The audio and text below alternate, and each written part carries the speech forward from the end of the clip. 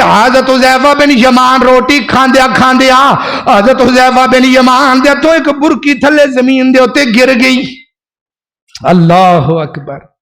نبی دی حدیث نبی دا طریقہ اج مسلمانہ نے چھٹ ہی دیتا ہے. اور رب کعبہ دی قسم ہے میں سر دے ہوتے قرآن رکھ کے کہہ دینا ساڈی ناکامی دی سب تو بڑی وجہ ہے میں قرآن سر تے رکھ کے کہہ دینا مسلمانہ دی ناکامی دی سب تو بڑی وجہ میرے نبی دا طریقہ چھڑنا ہے. حضرت حذیفہ بن یمان رضی اللہ تعالیٰ روٹی کھانے نے پہ ہاتھ دے اندروں برکی تھلے گر گئی. نال بہن والا بندہ حضرت حذیفہ تھلوں برکی چکن لگے چک کے صاف کر کے کھان لگے تو نال دا بندہ کونی مار کے آندا ہے اڈیاں وڈیاں بندیاں دے اندر بیٹھا ہے تو روٹی زمین تو پہ چکنا ہے. اللہ دی قسمیں میرے نبی دی حدیث دی مخالفت نہ کرو.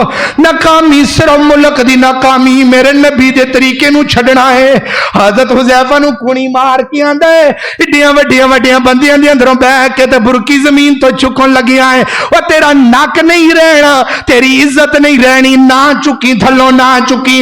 حضرت حذیفہ بن یمان کی آندے نے او گل کرن والے میں انہاں دی طرف کی ویکھاں میرے نبی دا طریقہ کی ہے. میں دی انہاں دے کالے کوٹاں دی طرف ویکھاں میں دی چدراٹاں دی طرف ویکھاں اگر محمد دے طریقے دی طرف ویکھاں میں انہاں نو کچھ بھی نہیں سمجھدا. میرے نبی نے فرمایا ہے برکی زمین تے گر جائے انہوں صاف کر کے کھا لو. میں نبی دی حدیث کبھی بھی نہیں چھڈاں گا.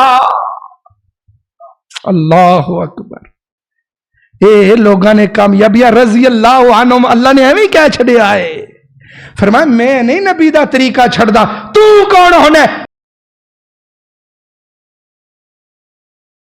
دی طرح بلانے اسی توانو کدرے نہیں بلاندے اسی توانو اپنے مسلک دی طرح نہیں بلاندے. میرا مسلک اگر ہے وے تے آ میرا مسلک ہے میرے من مسلک دی کوئی گل ہے تے آ میرے مسلک دی گل ہے.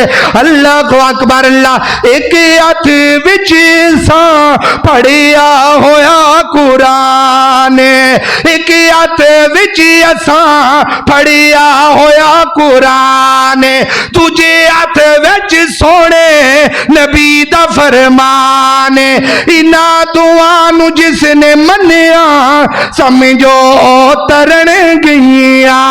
اللہ اکبر. اللہ فَلْيَخْزَرِ الَّذِينَ يُخَالِفُونَ عَنْ أَمْرِهِ أَنْ تُصِيبَهُمْ فِتْنَةٌ أَوْ يُصِيبَهُمْ عَذَابٌ أَلِيمٌ.